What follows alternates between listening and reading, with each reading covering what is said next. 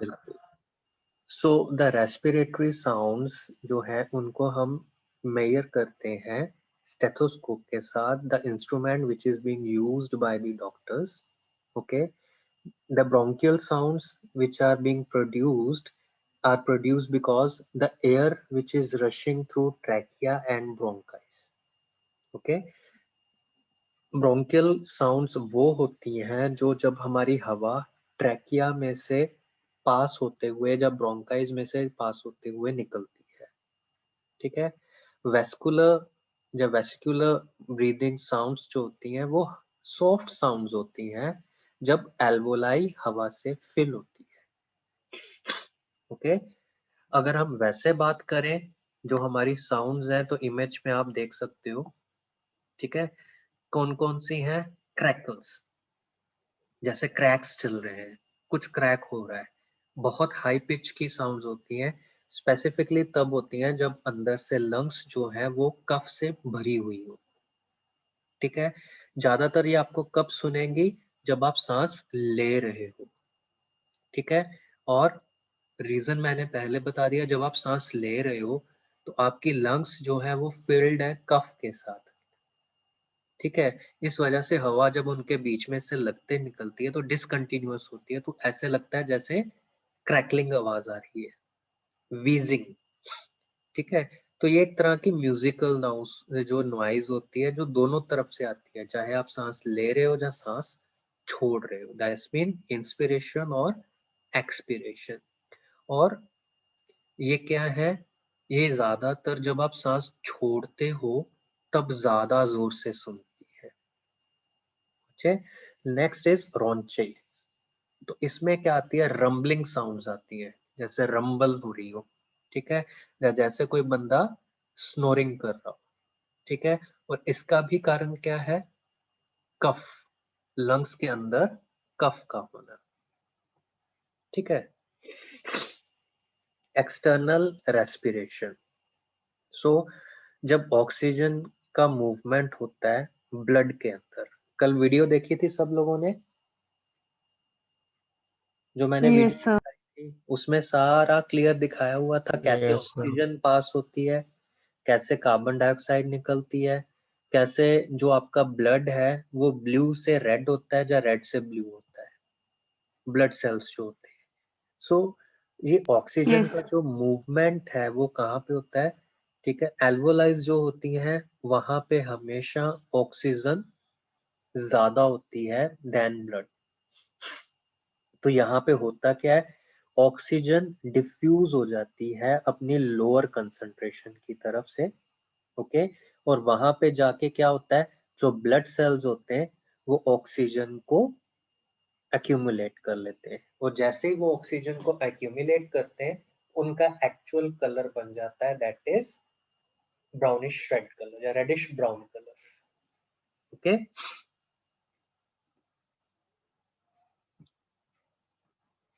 Next is कि जो carbon dioxide होती है, ठीक है, वो ब्लड से बाहर निकलती है. तो उसमें क्या होता है कि जो ब्लड टिश्यू से आ रहा होता है, ठीक है, उसमें हायर कंसंट्रेशन होती है कार्बन डाइऑक्साइड की. ठीक है, किससे? जो हवा एल्वोलाइज में प्रेजेंट है उससे. सो क्या करती हैं कि पल्मोनरी जो कैपिलरीज हैं वो इस कार्बन डाइऑक्साइड को छोड़ देती है. ठीक है, और जो ब्लड लंग्स से बाहर निकल रहा होता है वो हमेशा ऑक्सीजन रिच होता है. ठीक है, और हमेशा कार्बन डाइऑक्साइड पुअर होता है. मतलब कि जो भी लंग्स में से ऑक्सीजन बाहर निकले, जो ब्लड बाहर ऑक्सीजन लेके निकलेगा, और जो ब्लड आएगा लंग्स के अंदर वो हमेशा कार्बन डाइऑक्साइड लेके आएगा. ठीक है, सो इस हिसाब से ये गैसेस का एक्सचेंज होता रहता है. ओके, सो गैस ट्रांसपोर्ट जो होती है ब्लड में, ठीक है, ऑक्सीजन जो होती है वो ब्लड में ट्रांसपोर्ट होती है. रेड ब्लड सेल्स में ये अटैच होती है हीमोग्लोबिन के साथ, और हीमोग्लोबिन के साथ मिलके ये क्या बनाती है? Oxy haemoglobin. एक तरह की टाइप है हीमोग्लोबिन की जिसको हम कहते हैं ऑक्सी हीमोग्लोबिन, ठीक है। और इसका थोड़ा सा अमाउंट जो होता है वो किस में मिला होता है, प्लाज्मा में मिला होता है, ठीक है। कार्बन डाइऑक्साइड जो है वो भी ब्लड में ट्रांसपोर्ट होती है, ठीक है। ज्यादातर ट्रांसपोर्ट होती है प्लाज्मा में, और किस फॉर्म में ट्रांसपोर्ट होती है, बाय कार्बोनेट आयंस के रूप में।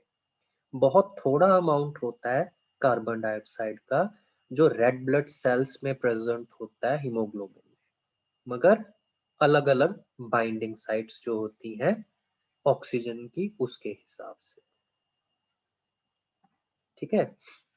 एक्सचेंज जो होती है गैसेस ब्लड और बॉडी सेल्स के बीच में होती है हमेशा, ठीक है। और ये एक ऑपोजिट रिएक्शन की वजह से होता है लंग्स के अंदर। कार्बन डाइऑक्साइड हमेशा डिफ्यूज आउट होती है टिश्यूज से ब्लड में, जबकि ऑक्सीजन हमेशा डिफ्यूज होती है फ्रॉम ब्लड टू टिश्यूज, ठीक है।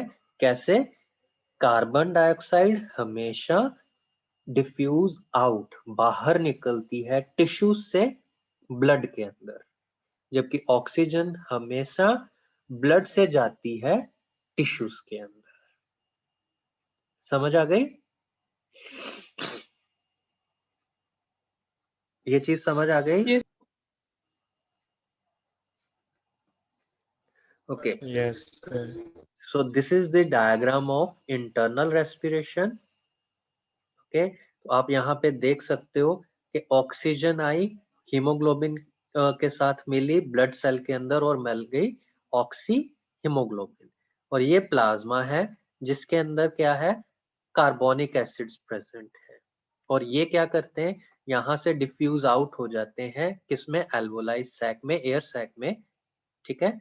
या दूसरी चीज आप कह सकते हो कि टिश्यूज में से कार्बन डाइऑक्साइड बाहर निकलती है और किस में आती है, ब्लड में आती है, जबकि जो ऑक्सीजन है वो ब्लड से जाती है टिश्यूज, ओके। ये एक समरी है एक्सटर्नल रेस्पिरेशन, गैस ट्रांसपोर्टेशन और इंटरनल रेस्पिरेशन की, जिसको हम कार्डियोवैस्कुलर सिस्टम के साथ मैच करके चलते हैं, ठीक है। इंस्पायर्ड जो एयर होती है, जो हम हवा लेते हैं, ठीक है, उसमें क्या है, एल्वुलर एपिथेलियल सेल्स में आती है ये, ठीक है। उसके बाद ब्लड एंटर करता है कैपिलरीज में, एल्वुलर कैपिलरीज में, ठीक है। जब ये हम खींचते हैं हवा तब ऑक्सीजन ज्यादा होती है, पर जब ये यहाँ तक पहुंचता है तो ऑक्सीजन थोड़ी कम और कार्बन डाइऑक्साइड थोड़ी ज्यादा हो जाती है, और जब ब्लड लीव करता है कैपिलरीज को तब भी ये कंटेंट सेम होता है, बट जब हम एक्सपीरेशन करते हैं तब ऑक्सीजन ज्यादा और कार्बन डाइऑक्साइड जो है कैसे आती है, एक्सटर्नल रेस्पिरेशन में ब्लड जो है लीव करता है एल्वोलर कैपिलरीज को, ठीक है, जिसकी वजह से ऑक्सीजन का कंटेंट ज्यादा होता है, कार्बन डाइऑक्साइड का कम, और जब टिश्यूज में ब्लड एंटर करता है तो ऑक्सीजन आती है और कार्बन डाइऑक्साइड निकल जाती है। सो जो एक्टिविटी होती है न्यूरल एक्टिविटी रेस्पिरेशन की, ठीक है, उसको कौन चलाता है, हमारा ब्रेन, क्योंकि ये तो अब क्लियर है सबके पास कि कोई भी चीज अगर हमारी बॉडी में हो रही है तो उसको कंट्रोल कौन करता है, हमारा ब्रेन, ठीक है। सो इसमें जो न्यूरल एक्टिविटी हो रही है वो भी ब्रेन कर रहा है, और उसमें कौन इन्वॉल्व है, फ्रेनिक एंड इंटरकोस्टल नर्व्स। दो तरह की नर्व्स हैं जो हेल्प कर रही हैं, एक है फ्रेनिक नर्व और दूसरी है इंटरकोस्टल नर्व्स, ठीक है। जो न्यूरल सेंटर होता है, ठीक है, वो क्या कंट्रोल करता है, कितनी रेट है और कितनी डेप्थ है, ठीक है, मेड्यूला के अंदर, ठीक है। और जो पोन्स होते हैं वो क्या है, वो एक रेस्पिरेटरी को स्मूथ वे से चलाने का काम करते हैं। नॉर्मल रेस्पिरेटरी रेट, जिसको यूपनिया कहा जाता है, वो होती है 12 से 15 रेस्पिरेशंस पर मिनट। छोटे बच्चों में ये ज्यादा होती है, ठीक है। हाइपरनिया जो होता है उसका मतलब होता है रेस्पिरेटरी का रेट इंक्रीज हो जाना जब हमें ज्यादा ऑक्सीजन की जरूरत होती है, ठीक है। Any question?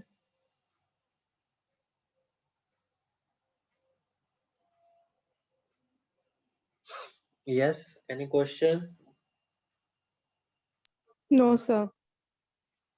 Okay, so this is the diagram for neural regulation of respiration.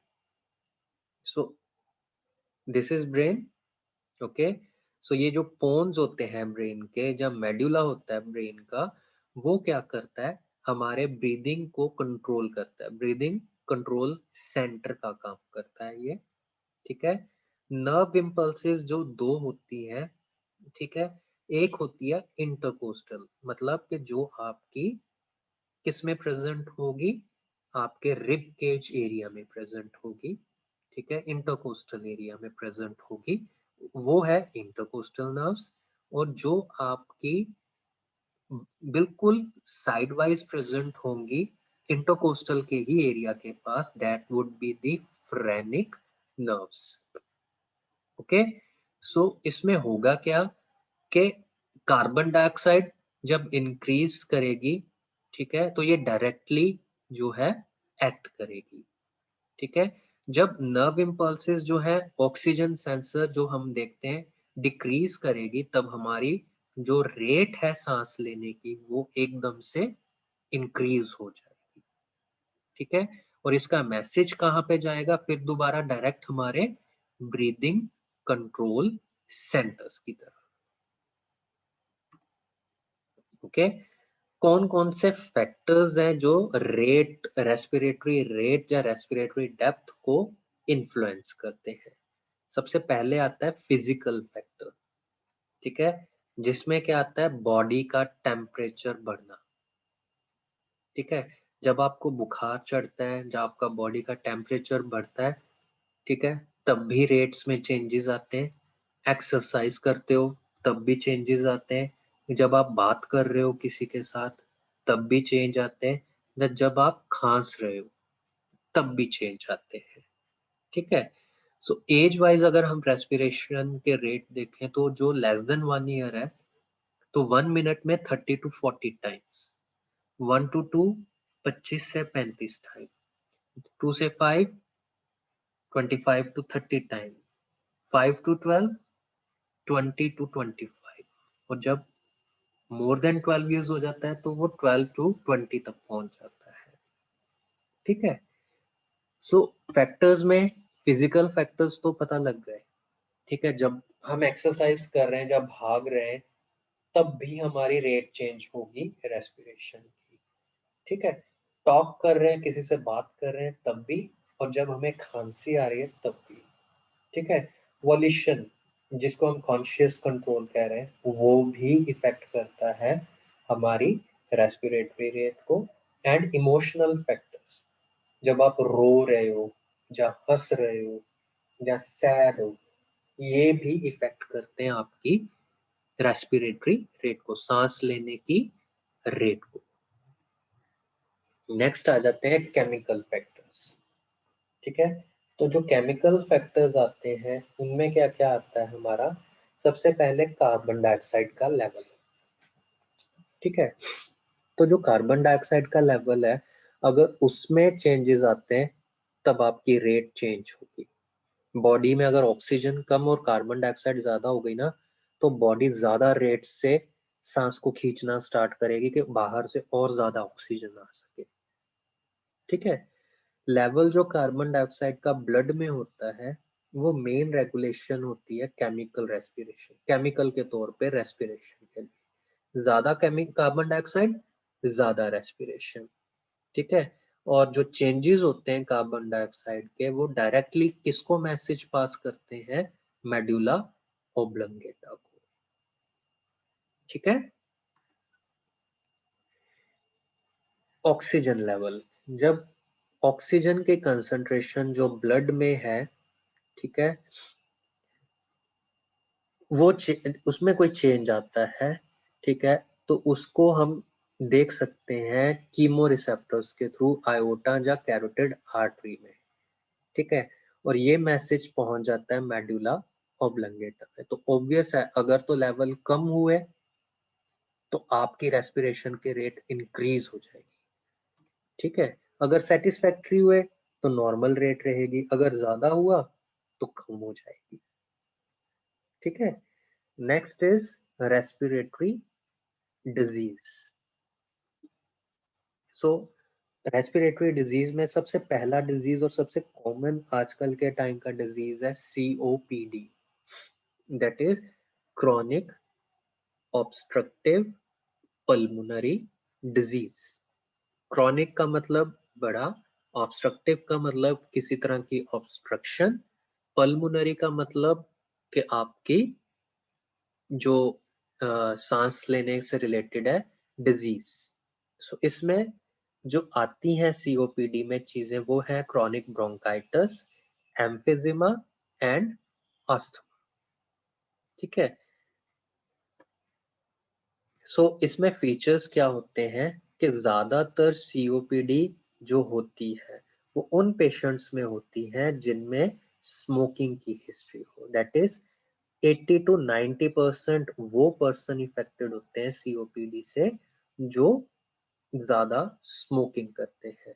20% वो बंदे होते हैं जो या तो किसी इंडस्ट्रीज में काम करते हैं या बाहर पोल्यूशन वाली जगह पे घूमते हैं। ठीक है, सो पेशेंट्स जो होते हैं, ठीक है, उनमें ज्यादातर जो है प्रॉब्लम किस चीज की आती है, डिस्पनिया। ठीक है, मतलब सांस लेने की प्रॉब्लम। उसमें क्या आ जाता है, बंदा कफिंग ज्यादा करेगा। ठीक है, और उसके जो लंग्स हैं उनमें ज्यादातर क्या होगा, इन्फेक्शंस रहेंगी।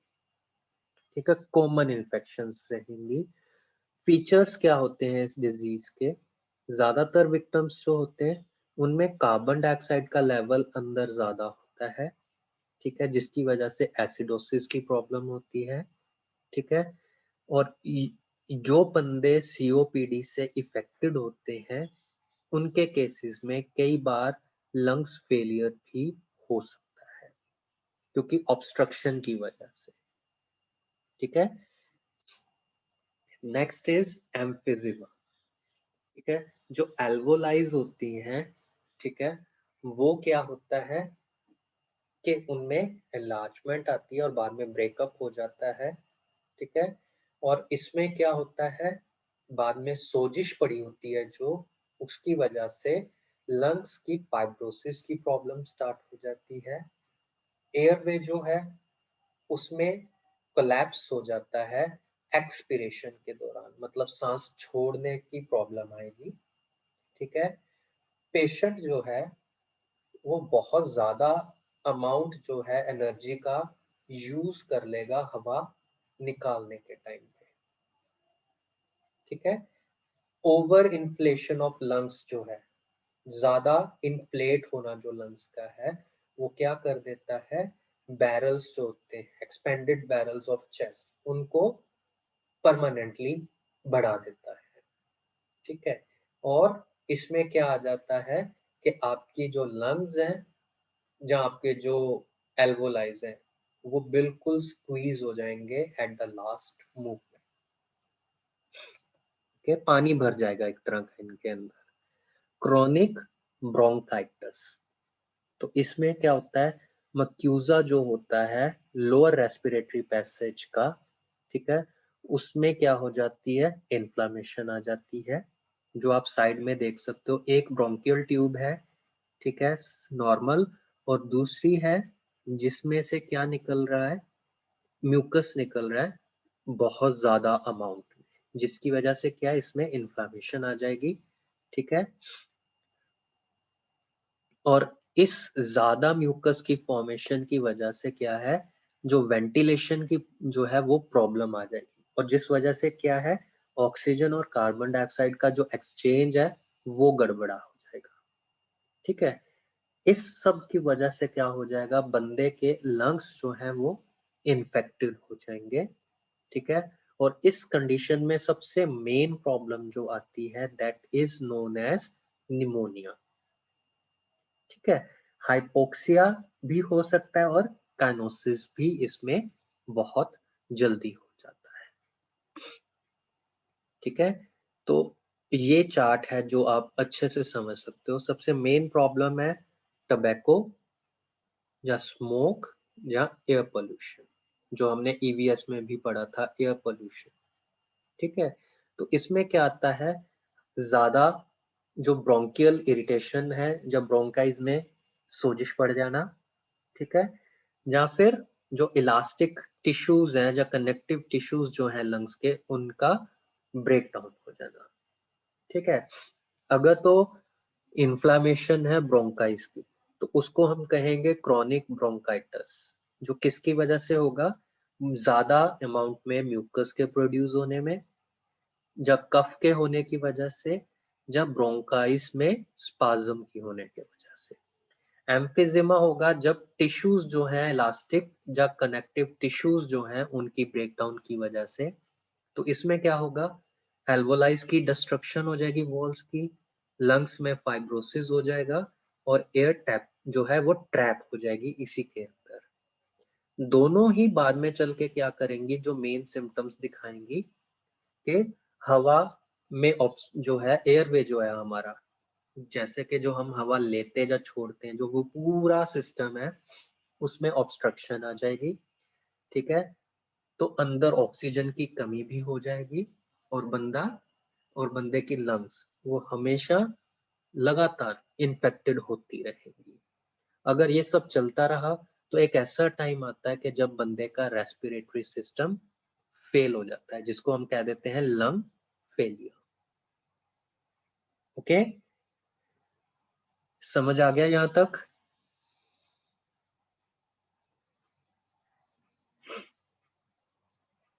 सबको समझ आ गया यहां तक? Yes, sir. Yes, sir. Yes. Okay, hypoxia जो नेक्स्ट प्रॉब्लम है, ठीक है, उसका मतलब है कि हवा के अंदर ऑक्सीजन की कमी, जब बॉडी के अंदर ऑक्सीजन की कमी हो जाना। ज्यादातर ये प्रॉब्लम कहाँ पे आती है, जब हम हाई एल्टीट्यूड्स पे जाते हैं, ऊंचे पहाड़ों पे चले जाते हैं। ठीक है, तो जो हमारी बॉडी है उसमें कुछ स्पेशल सेल्स होते हैं जिनको हम कैरोटिड बॉडी या कैरोटिड सेल्स कहते हैं, जो आर्टरीज में प्रेजेंट होते हैं, कैरोटिड आर्टरीज में। और ये क्या करते हैं, अलर्ट करते हैं हमारे ब्रेन को कि ब्लड में ऑक्सीजन का लेवल कम है। इस रिस्पॉन्स में ब्रेन क्या करता है, सिग्नल सेंड करता है पूरी बॉडी को कि ब्रीदिंग की रेट बढ़ाई जाए। ठीक है, और वेसल्स जो है लंग्स के उनको कंस्ट्रिक्ट कर दिया जाए। जब वेसल्स को कंस्ट्रिक्ट किया जाता है, उनका साइज थोड़ा किया जाता है, तब जो आपके हार्ट की रेट है वो एकदम से बढ़ जाती है, and this is called hypoxia. ठीक है, नेक्स्ट इज लंग कैंसर। ठीक है, तो आप दो इमेजेस देख रहे होगे यहाँ पे, जो लेफ्ट इमेज है that is the normal lung, और जो राइट है that is the lungs of a person who is continuously taking or smoking, taking different types of tobaccos. Okay, हमारे पूरे वर्ल्ड में अराउंड 1/3 जो है कैंसर की डेथ्स होती हैं, उनमें सबसे ज्यादा जो 1/3 केसेस हैं वो किसके हैं, लंग्स कैंसर के हैं। ठीक है, किन में ज्यादातर होता है, जो स्मोक करते हैं। ठीक है, 3 तरह का कैंसर होता है इसमें, स्क्वेमस सेल्स का, एडिनोस का, एंड स्मॉल सेल्स का। ठीक है, squamous cell carcinoma, adenocarcinoma and small cell carcinoma. ठीक है, तो ये है मेन चीज, आप इमेजेस में देख सकते हो कि जो लंग कैंसर है वो स्टार्ट करता है लंग्स में, एबनॉर्मल सेल्स की प्रोडक्शन के साथ, जो बाद में एकदम से बढ़ना स्टार्ट करते हैं, पूरी ऑर्गन में स्प्रेड हो जाते हैं बॉडी की, ठीक है, और पर्सन इस कैंसर की वजह से उसकी डेथ हो सकती है। मेन रीजन क्या है? स्मोक्स, एयर पोल्यूशन, या इंडस्ट्री में जो बंदे काम करते हैं, लाइक जहाँ पे लेड का काम होता है, या फिर जैसे जो ईंटों के भट्ठे में काम करते हैं, या कोई भी जो रेडियो एक्टिव इंडस्ट्रीज है, अगर वहां पे काम करता है, अगर वो प्रॉपर केयर नहीं रखते हैं तो उनको कैंसर हो सकता है, लंग्स कैंसर, ठीक है। तो इसमें जो है मेन आता है, ठीक है, चीज वो क्या है कि इस तरीके से प्रोग्रेशन होती है आपके लंग कैंसर की। तो पहली इमेज ऊपर वाली जो एक्सरेस की है, वहां पे आप छोटे छोटे सेल्स देख सकते हो बनते हुए, यहाँ पे कॉर्नर में, यहाँ पे थोड़े से ज्यादा विजिबल है, तीसरी इमेज में और ज्यादा विजिबल है, और ये फोर्थ इमेज है जहाँ पे कैंसर पूरी तरह से फैल चुका हुआ है, ठीक है। नीचे है कि ये एक नॉर्मल है, ठीक है। ये है जब आप एक ऐसी जगह पे काम कर रहे हो जहां पे आप एस्बेस्टोस के एक्सपोजर में आते हो, ठीक है। ये है जो एक स्मोकर की लंग्स है, और ये है एक जहाँ पे स्मोकर प्लस एस्बेस्टोस का दोनों का एक्सपोजर हो रहा है बंदे को। तो तीनों के केसेस में आप देख सकते हो कैसे कैंसर एकदम से ज्यादा बढ़ता है। अकेला एस्बेस्टोस में 6 टाइम्स रिस्क होता है कैंसर का, जो बंदा स्मोक कर रहा है 11 टाइम्स रिस्क होता है कैंसर का, जबकि जो बंदा दोनों ही चीजों के साथ कम आता है, वहां पे ये जो रेट है 59% तक इंक्रीज हो जाती है। Next is seeds, sudden infant death syndrome, ठीक है। ये किन में हो सकता है? इवन हेल्दी बच्चों में हो सकता है। एकदम से लेटे हुए बच्चे जो है, इन्फेंट्स मतलब छोटे, जिनका अभी बर्थ हुआ है, ठीक है, बिलो 1 ईयर ऑफ एज, उनमें क्या हो सकता है कि एकदम से लेटे लेटे एकदम से उनकी सांस रुक गई और डेथ हो गई, ठीक है। ज्यादातर केसेस में हम क्या सोचते हैं कि उनको may be neural respiratory control centre जो है उसमें प्रॉब्लम की वजह से ये कंडीशन आती है, मगर 1/3 केसेस में जो है क्यों होता है? क्योंकि उनकी हार्ट में प्रॉब्लम्स होती है। तो 5 वेज क्या हैं इसको रोकने के? हमेशा बच्चे को जो है बैक पे जो है लेटाओ, जब उसको सुलाना है उसकी बैक पे सुलाओ, ठीक है। हमेशा जो जिस भी बेड में आप उसको सुला रहे हो, या क्रिब में उसको सुला रहे हो, वहां पे ना तो ब्लैंकेट्स होने चाहिए ना टॉयज, ठीक है। हमेशा बच्चे को ऐसे रूम में रखो जिसका टेम्परेचर रूम टेम्परेचर के हिसाब से, दैट इज 27 से 30 जो है के बीच में होना चाहिए। उसके बाद बच्चे को हमेशा जो स्वेडलिंग करनी है वो सेफली करनी है, और हमेशा फर्म प्लेस पे ही उसको सुलाना है। जो गद्दा होना चाहिए वो इतना फर्म होना चाहिए, ना मींस ज्यादा जो है कंफर्टेबल जिसमें बच्चा एकदम से घिस जाए, ऐसा नहीं होना चाहिए। कई बार अगर बच्चा ऐसे जो है गद्दे पे सोएगा और मुंह नीचे कर लिया, वो अपनी बैली के बेल हो गया, तो उसकी सांस रुक सकती है, ठीक है। समझ आ गई ये चीजें? Yes, sir. Yes. Yes, sir. Okay, so next is asthma. तो जो अस्थमा है, ठीक है, वो हम करेंगे हमारे नेक्स्ट लेक्चर में, क्योंकि ऑलमोस्ट हमारा टाइम ओवर हो चुका हुआ है।